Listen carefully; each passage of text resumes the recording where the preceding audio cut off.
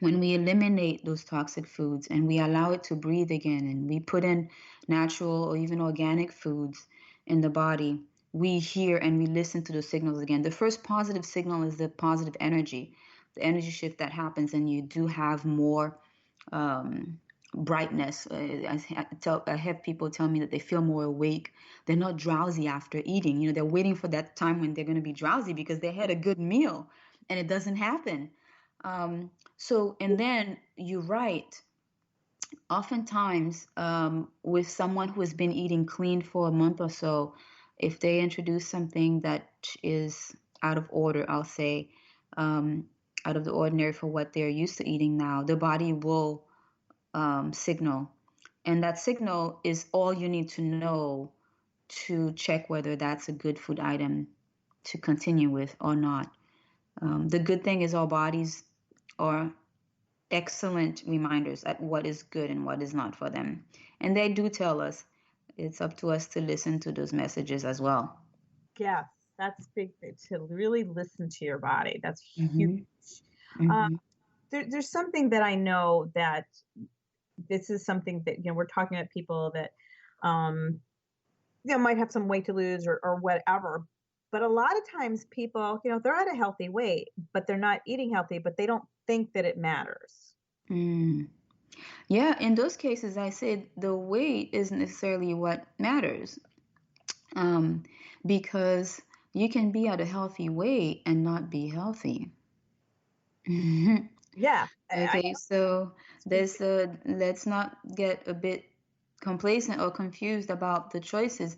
So let's say, for example, someone is at a decent BMI, where the body mass index is normal, as we call it, and they're not overweight or underweight. That person could have maybe a little bit more room to eat treats that they like. However, their system may or may not be sensitive and respond negatively to those things. When the trigger happens and your body no longer accepts something and starts to create disease, you still look and feel fine. It's down the line that the disease actually um, rears its ugly head and gives you symptoms.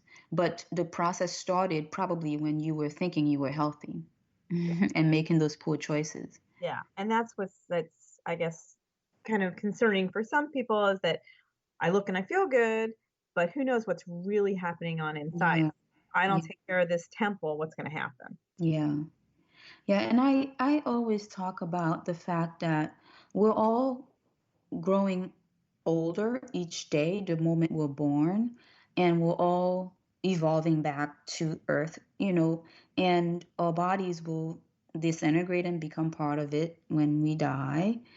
However, and not everyone dies of a disease, and it's not a common pathway for all of us. Death is inevitable, but it doesn't have to be by disease. So to maximize your chances of a healthy life all the way through the stages of life, it's important to continue making those choices, those good choices. That's not to say one can't enjoy something here and there, but let's not delude ourselves. Even if we're at a healthy weight, continuing to make poor choices will have its consequences. At some point it will catch up to you. That's Hmm. nice. So what's the first step somebody should take, whether they're overweight or they're not overweight? What's the first step to start creating some wellness in their life? So I would say the first thing to do is to identify what your health needs are. And that starts by looking at what issues might be plaguing you, what concerns you might have. Because getting a health plan is about figuring out a solution to a problem or optimizing a stage that you're in. Maybe you're pretty healthy, but you want to get to the next level. And that may be fitness. Um, so, starting with where you are, deciding where you want to go will determine a plan or a pathway for you. And a lot of times, that pathway will involve nutrition. And that's one of the hallmarks of a healthy life, is what actually is making this body. So when we start with the nutrition, water is bottom line. If the fluids that go in the body can be replaced with water, I would say that's a great first step in improving the nutrition. If you look at your nutrition and see that there are a lot of fruit juices, a lot of sodas, a lot of flavorings, increase the just free water. And that by itself is a great first step. So know where you are and where you want to go. And if it's a health journey, it will involve nutrition. And in the nutrition, you can get advice based on specific goals that you have. But if you want to start yourself, look at the fluid intake, and water will be most likely missing for most people.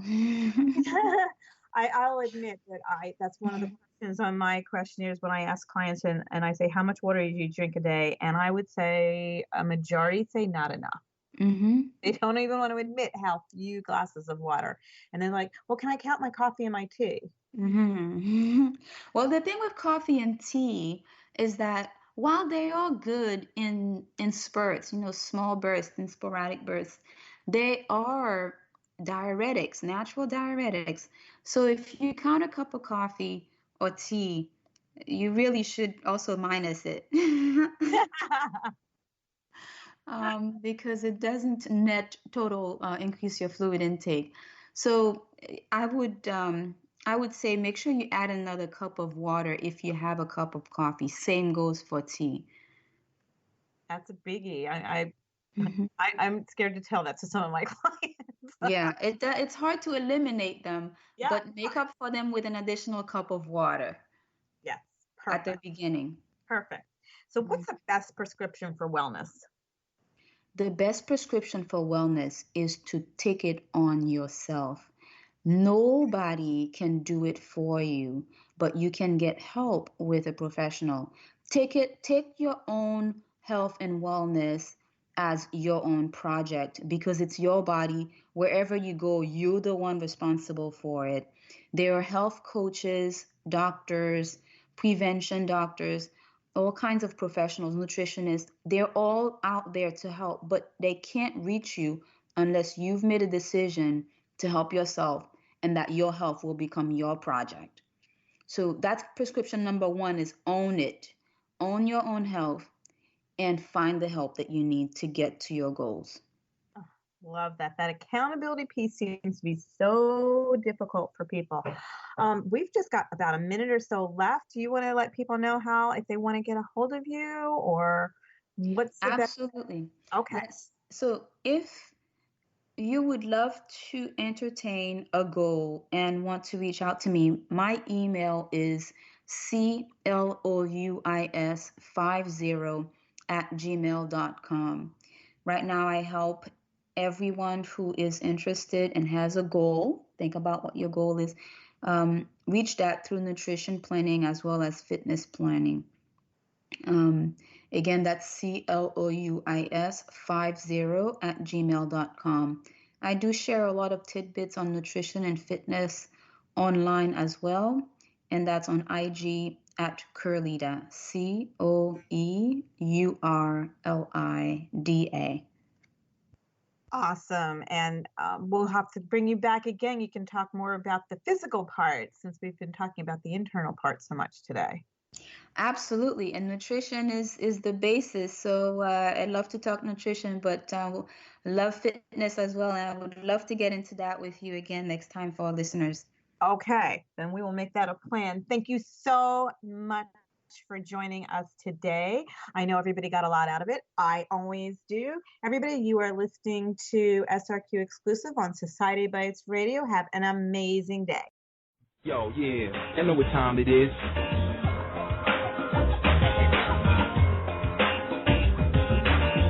It's like a little noise. Freedom. Maybe. Believe. My vision.